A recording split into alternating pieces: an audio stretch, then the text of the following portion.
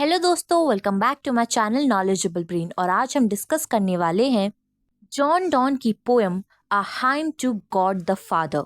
चलिए बिना time waste करे वीडियो की शुरुआत करते हैं। लेकिन उससे पहले हम जानते हैं कुछ बातें जॉन डॉन के बारे में।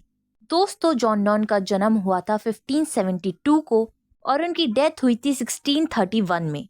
वो एक एंजेलिकन प्रीस्ट और मेटाफिजिकल पोएट थे जो जाने जाते थे अपने spiritual struggle, extended metaphor, rich theological depth, blending sacred with secular language।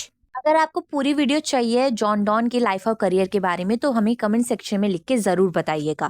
दोस्तों, ये पोएम जॉन डॉन ने लिखी थी 1609 और 1625 के बीच में और ये एक रिलीजियस लिरिक है जो डील करता है सिन, रिपेंटेंस और डिवाइन फॉरगिवनेस पे। इस पोएम में टोटल 3 स्टैंजा है और हर स्टैंजा में 6 लाइन्स हैं। इसमें इनाबिक पेंटामीटर का यूज किया गया है और इसकी राइमिंग स्कीम है ABABCC। इस पोएम की टोन पर्सनल, प्लीडिंग और हम्बल है और mood guilt ridden, fearful but finally hopeful होता है।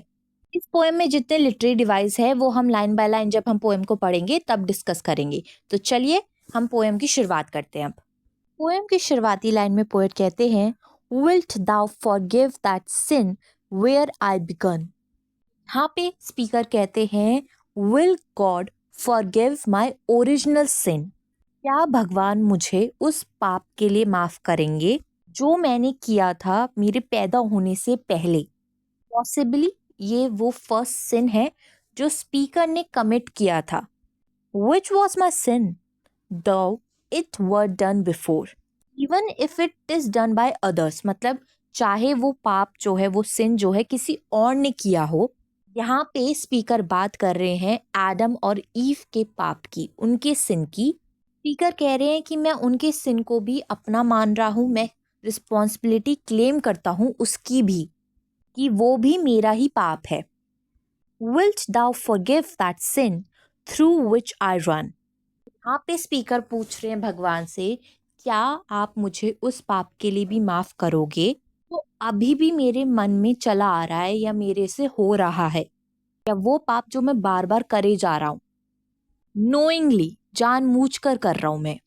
एंड डू रन स्टिल दो स्टिल आई डू डिप्लोर। वो स्पीकर ट्रूली रिग्रेटेड, स्पीकर उस पाप को लेकर रिग्रेट फील कर रहा है, लेकिन वो कंटिन्यूसली वो सिन, वो पाप करे जा रहा है। एक साइकिल बन चुकी है गिल्ट और वीकनेस की।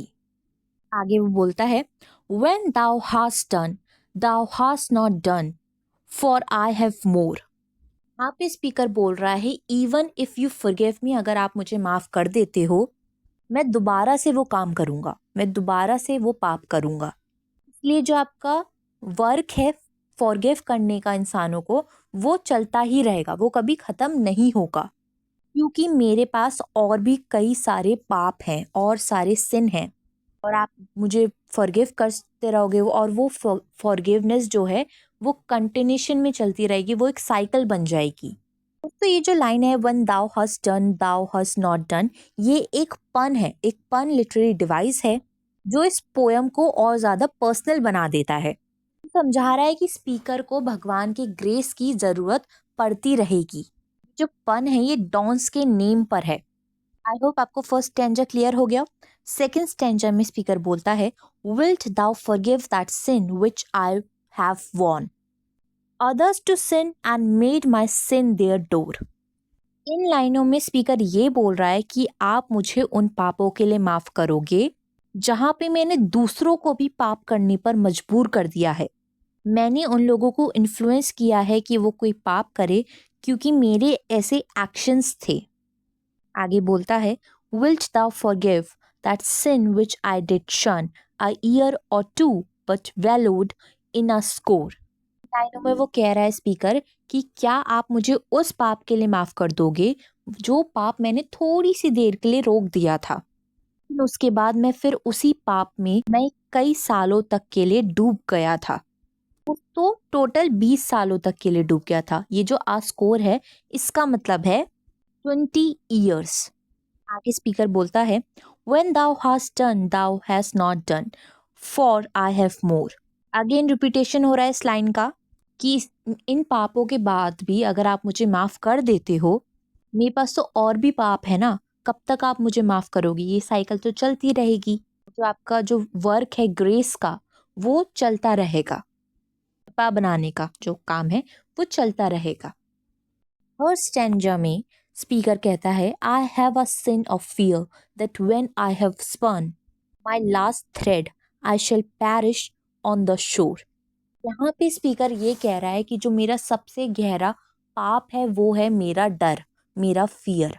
यहाँ पे स्पीकर ये कह रहा है कि जब मेरी लाइफ एंड होगी तब मुझे कोई भी बचाने नहीं आ पाएगा, क्योंकि मैं उस वक्त कहीं खो जाऊंगा। But swear by thyself that at my death thy sun shall shine as he shines now and wheretofore। यहाँ पे स्पीकर बोलता है कि भगवान, लेकिन आप मुझसे वादा करो, जब वो मोमेंट आएगा, डेथ का मोमेंट आएगा, Christ will shine on me, आप मुझ पर शाइन करोगे अपने ग्रेस से, अपनी मर्सी से, जैसे आप अभी करते हो और हमेशा करते रहोगे। Having done that thou hast done, I fear no more। अगर आप ऐसा करोगे तो मुझे कोई भी डर नहीं रहेगा, कोई भी फियर नहीं रहेगा, क्योंकि उस वक्त मैं श्योर हूँगा आपकी मर्सी पे, आपकी दया पर, आपके ग्रेस पे और अपनी मुक्ति पर। तो यहाँ पे जो स्पन माई लास्ट थ्रेड है, एक मेटाफोर है जो सिंबल करता है मॉर्टेलिटी और फेट को, किस्मत को। पोयम में पर्सोनिफिकेशन का भी यूज हुआ है, क्योंकि जो सिन है उसको एक डोर की तरह यहाँ पे पर्सोनिफाई किया गया है। इस पोएम में पैराडॉक्स का भी यूज किया गया है, क्योंकि पोएट की जो लाइन है, forgiveness is done yet not done, हमने फर्स्ट और सेकंड स्टेंजा में देखी है। टेंशन दिखाता है between grace and human failure. Religious allusion भी है, सन शैल शाइन, जो जीसस क्राइस्ट को रिफर कर रहा है। होप आपको ये पोएम समझ में आ गई हो, और वीडियोस देखने के लिए हमारे चैनल को लाइक करें, शेयर करें और सब्सक्राइब करना ना भूलें। Thank you for watching this video.